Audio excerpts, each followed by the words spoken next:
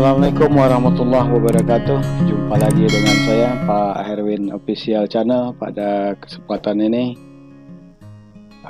kita lanjutkan kembali materi kita. Sempat beberapa saat saya agak demam kemarin, sakit, namun sekarang sudah mulai bisa dilanjutkan kembali.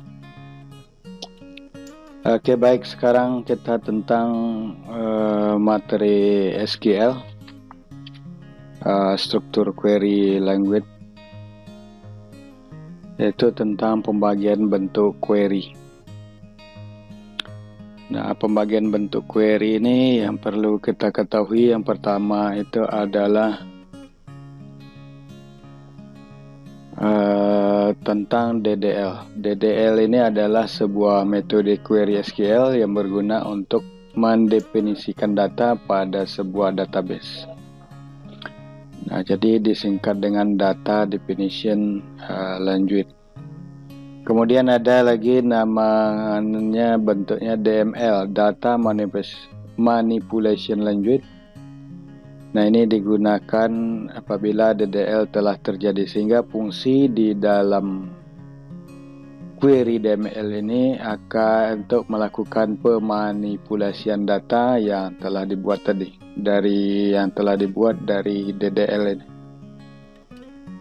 Kemudian yang ketiga DCL, data control language. Ini sebuah metode query yang digunakan untuk memberikan hak otorisasi ini terkait tentang username dan password, kemudian juga grant access. Nah, ini kira-kira ada 3 model besar dalam bentuk query DCL. Ini secara garis umum. Nah, DDL itu sendiri terdiri dari create, ini adalah membuat database atau membuat tabel. Jadi dia hanya membuat database dan membuat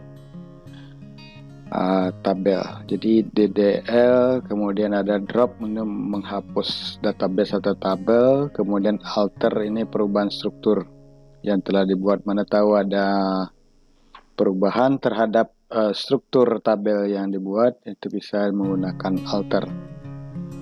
Jadi di dalam DDL ini hanya menyediakan tempat terlebih dahulu, jadi bukan data ya, hanya sebuah tempat saja. Data definition language, kemudian di dalamnya baru DML. Contoh, insert ini untuk memasukkan data ke dalam tabel, kemudian ada update, ini melakukan perubahan di dalam data pada tabel, kemudian delete, ini menghapus. Ini sudah standarnya DML, data manipulation. Kemudian DCL ini hak akses. Jadi setiap tabel itu kita bisa mengatur user mana saja yang bisa menambah, mengurang. Jadi sebetulnya tidak semua tabel dibuat untuk satu user, misalnya root gitu. Alangkah baiknya kita bagi-bagi beberapa user, sehingga setiap user itu memiliki beberapa tabel yang bisa diakses. Kemudian revoke ini untuk grant, untuk letakkan perintah di dalamnya itu apakah user ini bisa melakukan update, delete, dan drop. Nah, kemudian ini commit, ini menetapkan menyimpan database, apakah user itu bisa dia menyimpan atau tidak. Kemudian rollback ini untuk membatalkan penyimpanan dalam data. Nah, ini adalah data control language. Oke, sekarang kita lanjutkan tentang query ya. Kita query. Nah, kemarin kita sudah membuat sebuah tabel akademik, database akademik. Di situ ada 2 buah tabel dosen, tabel dosen terdiri dari file, ada NIDN, ada nama dosen, ada handphone, ada alamat. Jadi Anda nanti buat beberapa record. Untuk dosen itu ada 5 buah dosen. NIDN-nya tidak boleh sama karena ini merupakan primary key dari tabel dosen ya. Kemudian nama dosen, file, ada handphone, dan ada alamat. Nah, kemudian satu buah tabel mata kuliah itu terdiri ada 3 mata kuliah. Matematika dasar, kemudian ada fisika dasar, ada teknik kompilasi, SKS-nya 2, semesternya ada semester 1 dan semester 6, dan masing-masing mata kuliah itu sudah didistribusikan ke masing-masing dosen, ada 3 dosen sesuai dengan NIDN. Nah, untuk kode mata kuliah itu kita menggunakan auto increment. Jadi kode mata kuliah dia auto, sedangkan untuk dosen dia tidak auto. Jadi dia primary key, cuman dia di input manual sesuai dengan nomor INIDN. Nah, yang pertama kita coba menggabungkan dulu antara tabel dosen dan tabel mata kuliah menggunakan kita gabungkan dulu secara sederhana. Cara penggabungannya kita bisa mengikuti query sebagai berikut. Nah, perintahnya menggunakan select bintang from. Nah, ini adalah bintang from, kemudian ada nama tabel dosen, koma, kemudian ada tabel mata kuliah. Nah, di antara tabel dosen dan mata kuliah di situ kan sudah digabung, ada NIDN. Nah, kita buat where dosen. Ini nama tabelnya, kemudian nama spesifikasi filenya adalah NIDN. NIDN itu sama dengan tabel yang di mata kuliah.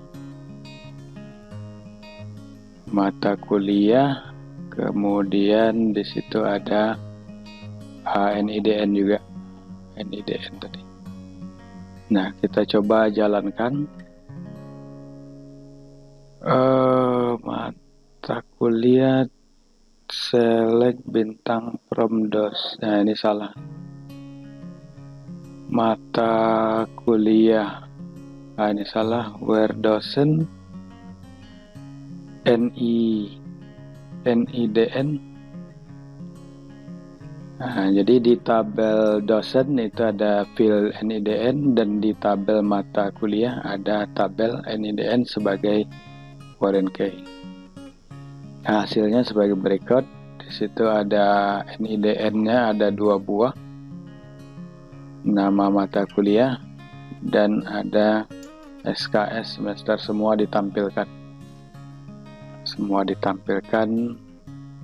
Apa adanya. Nah, kemudian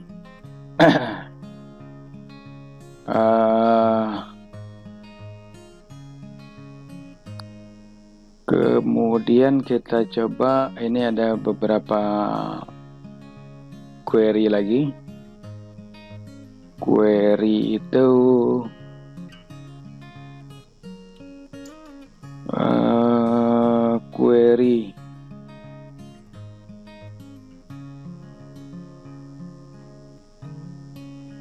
query-nya kita coba menggunakan inner join. Jadi inner join, misalkan saya menampilkan seluruh data dosen misalnya. Di sini saya coba, atau saya buka dulu tab baru, localhost php myadmin. tabel database akademik. Di situ ada nama dosen, handphone, alamat. Jadi saya coba menggunakan inner join. Apa perbedaannya nanti dengan right join? Select nama dosen, kemudian handphone,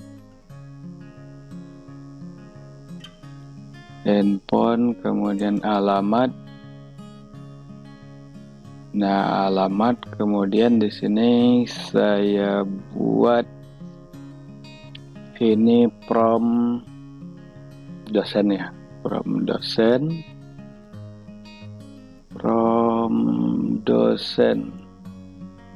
Kemudian inner join dengan tabel mata kuliah.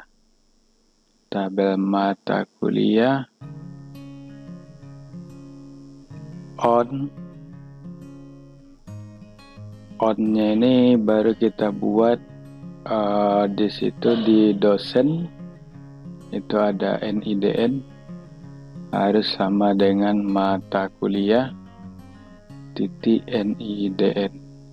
Nah, kita lihat hasilnya dari perintah ini apa yang terjadi. Nah, dia hanya menampilkan nama dosen saja, handphone dan alamat. Nah, sekarang kita coba, di sini kan belum nampak nama mata kuliahnya, belum ada. Kita bisa menambahkan di sini di SQL-nya. Kita coba tambahkan nama mata kuliah. Berarti nama mata kuliah itu ada di tabel mata kuliah. Nama mata kuliah. Nama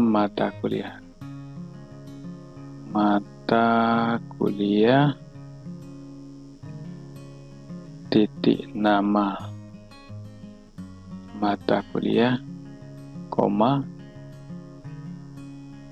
Nah, kita lihat hasilnya. Di situ ada nama mata kuliah, ada nama dosen, ada handphone. Ini adalah inner join. Jadi inner join itu yang mengambil data yang beririsan saja, yang tidak beririsan tidak akan diambil. Kemudian saya coba menggunakan lab join ya. Kita coba inner join kita ganti dengan lab join. Ini lab join, go. Nah, di sini kita bisa melihat semua data yang ada di tabel dosen itu ditampilkan. Jadi tabel dosen ini adalah lab, kemudian mata kuliah adalah right. Berarti labnya itu ditampilkan semuanya tanpa kecuali.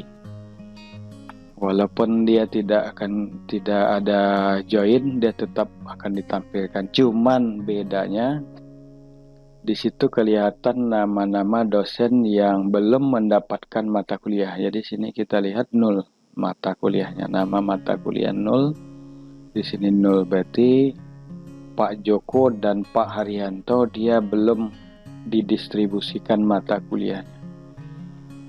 Nah, sekarang kita itu untuk lab join. Sekarang kita coba menggunakan right join. Tadi adalah lab, sekarang kita adalah right join ya. Go. Nah, di situ semua right berarti semua mata kuliah akan ditampilkan semuanya. Berarti ada 3 mata kuliah, semuanya ditampilkan di query. Nah, ini sebetulnya sama dengan yang inner join tadi ya. Inner join. Cuman sebetulnya kalau di right join dia akan mengambil data yang beririsan tapi yang di sebelah sini saja, sebelah kanan yang beririsan. Nah, itu dia perbedaannya. Oke, selamat mencoba. Silakan Anda lakukan query ini dengan beberapa parameter-parameter yang akan ditampilkan. Misalnya mata kuliah tadi ada, kemudian juga menampilkan jumlah SKS semester, SKS semester, dan nama mata kuliah sudah tadi ya.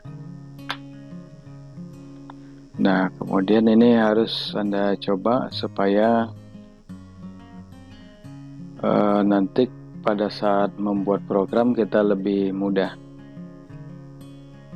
untuk menampilkan data-data yang akan kita tampilkan. Mungkin itu saja dulu sementara dari materi dari saya. Kita lanjutkan materi berikutnya pada video selanjutnya. Sampai jumpa lagi pada kesempatan mendatang. Assalamualaikum warahmatullahi wabarakatuh.